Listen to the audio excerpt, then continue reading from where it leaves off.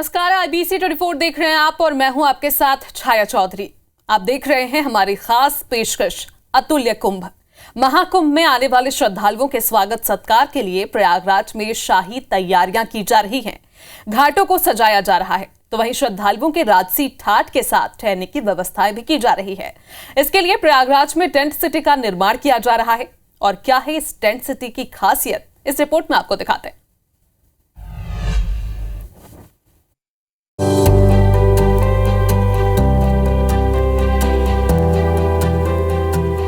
प्रयागराज में बन रहे टेंट सिटी में 1600 से अधिक स्विस कॉटेज शैली के टेंट बनाए जा रहे हैं। इन टेंट्स की स्थापना उत्तर प्रदेश राज्य पर्यटन विकास निगम लिमिटेड द्वारा की जा रही है। पर्यटन विकास निगम के साथ 6 पार्टनर्स मिलकर विभिन्न टेंट ब्लॉक्स की स्थापना कर रहे हैं। कैंप इंडिया, ऋषिकुल, कुंभ कॉटेज, कुंभ विलेज, कुंभ कैनवस और एरा प्रमुख है। खास बात यह कि इन टेंट हाउस में आने वाले श्रद्धालुओं के लिए स्टार फैसिलिटी उपलब्ध होगी।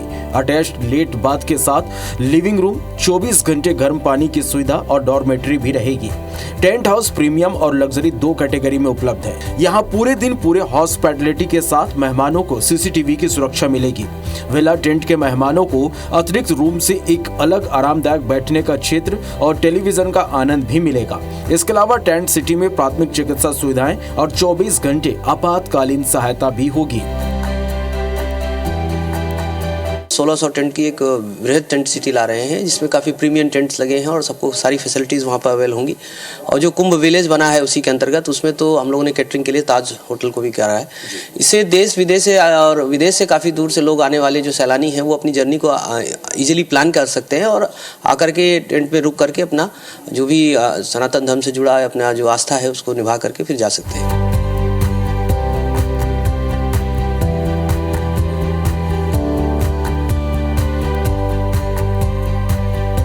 मैं जिस जगह मौजूद हूँ वो प्रयागराज का टेंट सिटी है। आप नाम सुनकर समझ गए होंगे कि पूरा टेंट का एक शहर यहाँ पे बसाया गया है, इसे नाम दिया गया है टेंट सिटी। और ये तस्वीर देखिए कि किस तरह से यहाँ पे लगातार एक के बाद एक करके इस तरह के कॉटेजेस, आपको टेंट नुमा कॉटेजेस हैं वो नज़र आएंगे। और एक नहीं, दो नहीं, बल्कि पूरे 1600 कॉटेज जो हैं वो ये नदी के किनारे बनाए गए हैं। और इस कॉटेजेस में, इस टेंट हाउस में तमाम तरह की स्टार फैसिलिटीज़ दी गई हैं। पहले मैं आपको दिखाऊंगा कि ये पूरा जो लंबा आपको पैच दिखेगा, तो पूरे नदी के किनारे लगातार आपको इस तरह से 1600 से अधिक कॉटेजेस, 1600 से अधिक टेंट यहाँ पे नज़र आ जाएंगे। अलग अलग कैटेगरीज की ये टेंट हैं और उसमें हर तरह की सुविधाएं जो आमतौर पर एक स्टार होटल में होती है वो सारी सुविधाएं आपको नज़र आएंगी। तो मैं आपको अंदर की तस्वीरें दिखाता हूँ कि किस तरह के ये टेंट है, क्या क्या सुविधाएं जो है यहाँ पे मुहैया कराई गई हैं। ये जो टेंट है वो लग्जरी टेंट है और आप व्यवस्थाएं देखिए कि आपको ये जिस तरह से स्टार होटल में सारी व्यवस्थाएं होती है कि किस तरह से यहाँ पे बेड्स लगे हुए हैं, पिलोस यहाँ पे लगे हुए हैं और मौसम काफ़ी ठंडा है यहाँ का। यहाँ पे ये देखिए कि लैंप लगा हुआ है और यहाँ का मौसम काफ़ी अच्छा है। तो आपको जब यहाँ पे आएंगे तो सारी तरह की व्यवस्थाएं, गर्म कपड़ों की व्यवस्था, रजाई की व्यवस्था वो भी दी गई है। बड़ा सा मिरर है रेडी होने के लिए आपके, और ये सोफ़ा है जहां फैमिली के साथ बैठ के आराम कर सकते हैं।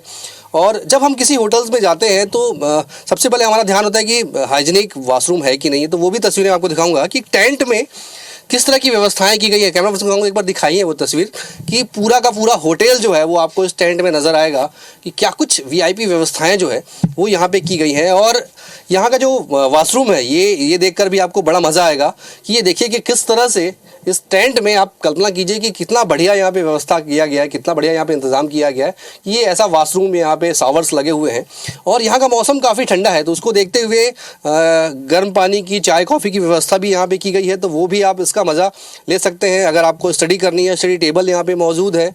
तो तमाम तरह के इंतज़ाम जो है वो यहाँ पे किए जा रहे हैं और ग्रीनरीज यहाँ पे बनाई गई है ताकि आपको काफ़ी अच्छा माहौल यहाँ पे मिल सके। और सबसे बड़ी बात, इस पूरे परिसर में प्लास्टिक को प्रतिबंधित किया गया है।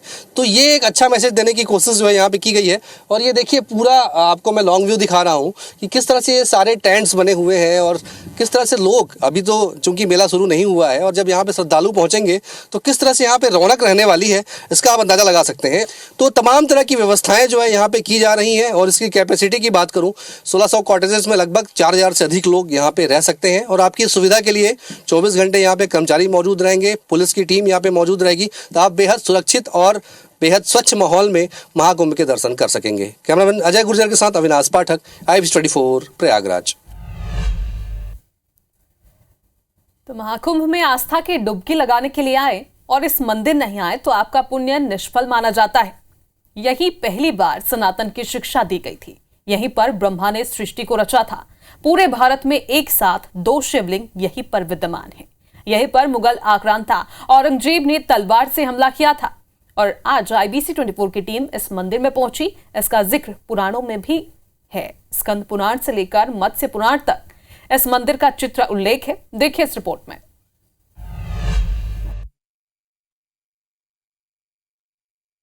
ये दशाश्वमेध घाट है और यहीं पर दशाश्वमेध का मंदिर विद्यमान है।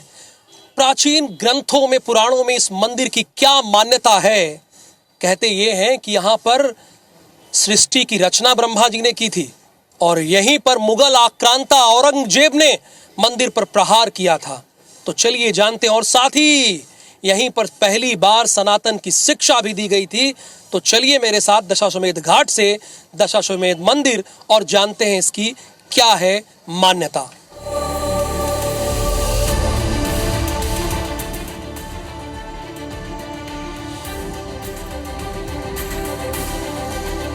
IBC24 की टीम जो है अभी दशाश्वमेध मंदिर पहुंची है।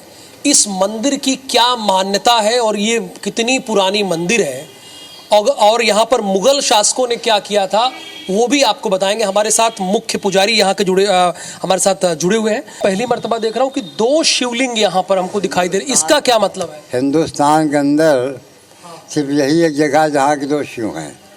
2 शिव, कहीं से 2 शिव नहीं मिलेंगे आप। उसका क्या मान्यता है? उसका ये मतलब है कि ये हमारे दशाश्वमेध महादेव जी हैं। ये पहले वाले पहले ये आज अनंत से इनका कोई बता नहीं सकता कि इनके हाथ का स्थापना है। हम लोग को तो कोई जानकारी इनके विषय में नहीं हुआ, कोई न प्रमाणित है, मगर ये मैन दशाश्वमेध महादेव जी हैं। और दूसरे अब वो जो हैं वो ब्रह्मेश्वर महादेव जी। हाँ, यानी ब्रह्मा जी ने स्थापना की। ब्रह्मा जी ने स्थापना किया। ब्रह्मा जी ने प्रयाग में 10 अश्वमेध यज्ञ किया सृष्टि की रचना के लिए। तो प्रयाग आकर के उन्होंने यहाँ पे उनको यही स्थान पसंद आया, तो इसी जगह पर उन्होंने 10 अश्वमेध सृष्टि की रचना के लिए ब्रह्मा जी यहाँ पर आए। हाँ, तो यहाँ पे आने के बाद उन्होंने यहाँ पे 10 अश्वमेध यज्ञ किया। तो उसके उपरांत उन्होंने उनकी स्थापना किया। वो ब्रह्मेश्वर महादेव जी, ये दशाश्वमेध महादेव जी। देखिए सबसे बड़ी बात यहाँ पर पंडित जी ने बताई है। एक तो ये भारत का एकमात्र मंदिर है जहाँ पर 2 शिवलिंग है। एक शिवलिंग स्वयंभू है, स्वयं से प्रकट हुए जो आप देख रहे हैं ये। और आप एक दिन इसमें आप कटे का चिन्ह देख सकते हैं। ये औरंगजेब जो मुगल आक्रांता था उसने तलवार से अपने प्रहार किया था इसलिए। और पंडित जी ने यह भी बताया कि उस वक्त खून और दूध दोनों इससे निकला था। वो दूसरे जो देख रहे हैं वो शिवलिंग वो स्वयं ब्रह्मा जी ने स्थापित किया था, इसीलिए उसे ब्रह्मेश्वर कहा जाता है। ये जो पद चिन्ह आप देख रहे हैं, ये पद चिन्ह देख रहे हैं, ये चैतन्य महाप्रभु का पद चिन्ह है। आपके मन में ये प्रश्न आता होगा कि सनातन की बात बहुत होती है, कई बार सनातन की जिक्र होता है। तो सनातन की शिक्षा यहीं से दी गई थी, यानी ब्रह्मा जी ने सृष्टि की रचना यहीं से की दशाश्वमेध यज्ञ के जरिए। IBC24 की टीम जो है ऐसे ही बातें नहीं करती, जो पुराणों में जिक्र है उसका भी हम आपको बता रहे। देखिए यहां पर लिखा है ब्राह्मणा यत्र विवाहिता वजी मेध दश प्रभो ततीर्थे परम पुण्य सर्व काम फल प्रदम। इसका मतलब ये हुआ जहां ब्रह्मा ने दशाश्वमेध यज्ञ किया वो परम पुण्य सभी कामनाओं का पूर्ण करने वाला तीर्थ स्थान है। और ये मत्स्य पुराण में इसका जिक्र है। अब आ जाइए शिव पुराण में क्या जिक्र है। ब्रह्मा ने प्राचीन काल में ब्रह्मेश्वर विग्रह की स्थापना की, जिसका हमने आपको दिखाया प्रयाग में की। यहां दशाश्वमेध तीर्थ चारों पदार्थ धर्म अर्थ काम एवं मोक्ष का देने वाला है। ये तो शिव पुराण में है। अब स्कंद पुराण में किस बात का जिक्र है ये भी आपको बता रहा हूं। स्कंद पुराण में दशहरा को श्री दशाश्वमेध विग्रह का दर्शन करने से पूर्व 10 जन्मों के पापों से छुटकारा मिल जाता है, इसमें संदेह नहीं है।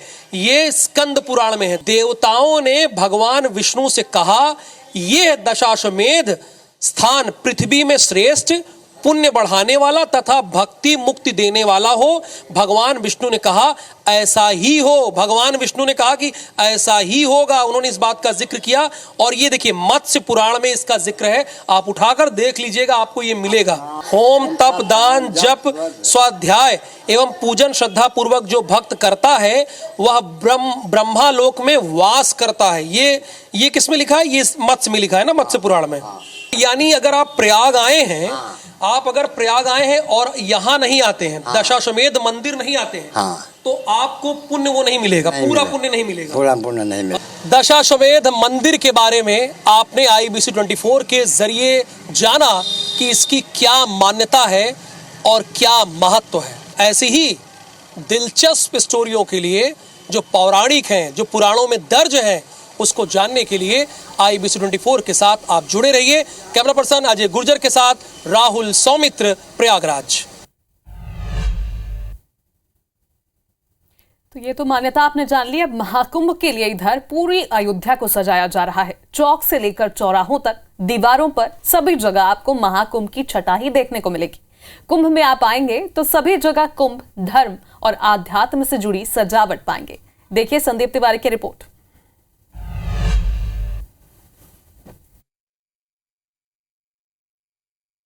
इस बार 2025 दिव्य कुंभ भव्य कुंभ लगने वाला है और आप जैसे ही शहर में प्रवेश करेंगे, जैसे ही सड़कों से आप गुजरना शुरू करेंगे, आपको धार्मिक और सांस्कृतिक दोनों चीजें सड़कों पर, पुलों पर और जो दीवारें हैं सड़कों की, उस पर उकेरी हुई मिलेंगी। कहीं आपको धार्मिक स्टैचूज दिखेंगे तो कहीं आपको दिखेंगे कि प्रतिमाएं बनाई गई हैं। ये देखिए, ये मैं एक रास्ते पर खड़ा हूं जहां पर आप देख सकते हैं कि पुल के नीचे और उस पुल के जितने भी पिलर्स हैं, उन सभी पिलर्स पर ये प्रतिमाएं बनाई गई हैं, तस्वीरें बनाई गई हैं। ये भगवान विष्णु की तस्वीर है, किसी पर शंकर भगवान है, किसी पर हनुमान जी हैं, तो किसी पर प्रभु श्री राम है। और अभी भी लगातार ये कार्य जारी है, चल रहा है। इसके साथ ही आप जिधर से भी गुजरेंगे तो आपको सांस्कृतिक धरोहर भी देखने को मिलेगी, क्योंकि कहा जाता है कि प्रयागराज जो है वो सांस्कृतिक, धार्मिक और अध्यात्म इसकी नगरी है। यहाँ से अगर आप रास्ते से आ रहे हैं तो रास्ते से जैसे ही गुजरेंगे उस पुल के नीचे से, तो आपको ये सारी तस्वीरें उकेरी हुई दिखेंगी। मतलब कि अगर आप दिव्य कुंभ भव्य कुंभ की परिकल्पना के साथ दर्शन करने प्रयागराज कुंभ में शामिल होने आ रहे हैं, तो आपको ये सारी धरोहरें, ये सारी चीजें देखने को मिल सकती हैं। संदीप तिवारी, IBC 24, प्रयागराज। 13 जनवरी से शुरू होने वाले प्रयागराज महाकुंभ को लेकर व्यापक तौर पर तैयारियां की जा रही हैं, क्योंकि महाकुंभ में 45 करोड़ से ज्यादा श्रद्धालु शामिल होंगे, तो उनकी सुरक्षा भी बड़ी जिम्मेदारी होगी। तमाम व्यवस्थाओं के बीच घाटों और संगम में आने वाले श्रद्धालुओं की सुरक्षा की जिम्मेदारी जल पुलिस के कंधे पर होगी। देखिए इस रिपोर्ट में।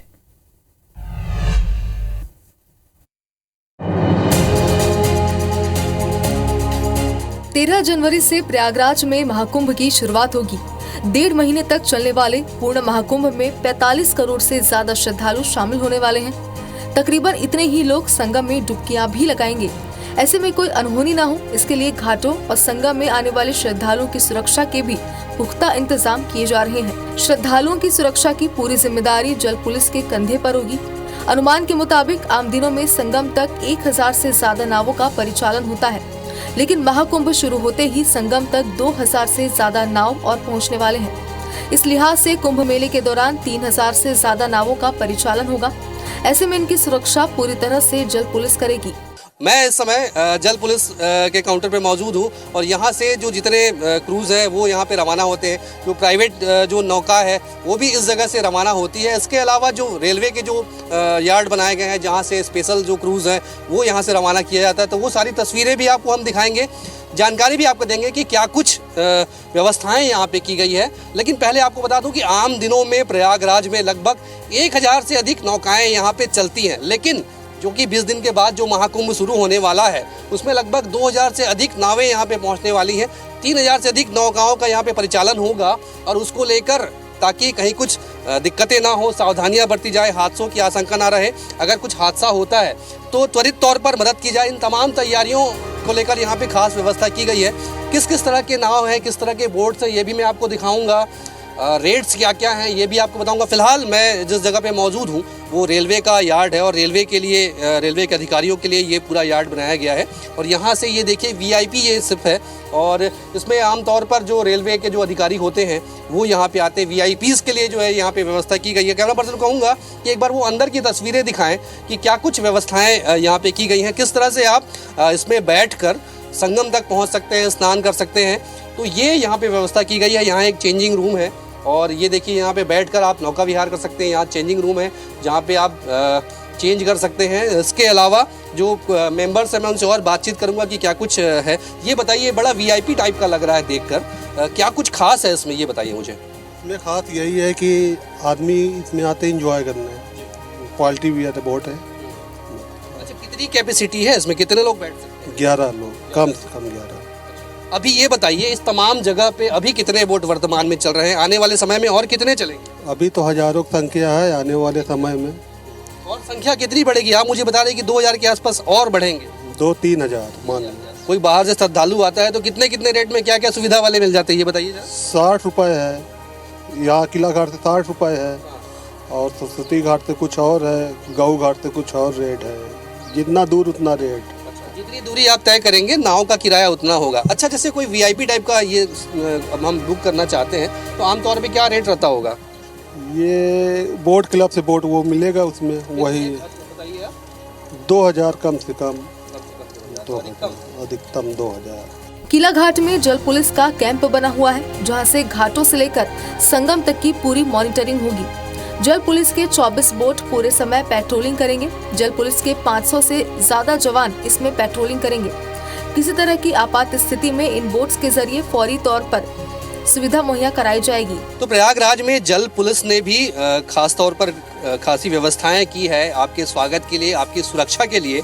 और तमाम तरह के बोट्स यहाँ पे आपको नजर आएंगे, हर तरह के। मैं आपको बता दूं, फिलहाल मैं जल पुलिस के यार्ड में मौजूद हूँ और कई तरह के बोट्स यहाँ पे नजर आएंगे। और ये जो बोट है ये बेहद खास बोट है। आप मुझे बता रहे थे क्या नाम है इस बोट? जी सर, इस बोट का नाम पलटून बोट है। क्या होता है ये? जी सर, पलटून बोट है। इसमें हम अपने PM और CM साहब को लेके जाते हैं, चीफ जस्टिस जाते हैं उनको लेके जाते हैं। अच्छा, VIP बोट है ये? VIP है सर। अच्छा, ये जो बोट है वो बड़ा VIP बोट है और 2019 में PM नरेंद्र मोदी इस बोट में बैठकर संगम तक का सफर कर चुके हैं ना, ऐसा कुछ बता रहे थे? जी सर, जी सर, जी सर। अटल घाट में जब निरीक्षण हुआ था सर अटल घाट का, तब हमारी बोट वहाँ ये गई थी, इसमें भी उन्होंने बैठे हैं। कि देखिए ये किस तरह से सोफा नुमा पूरी यहाँ पे व्यवस्था की गई है।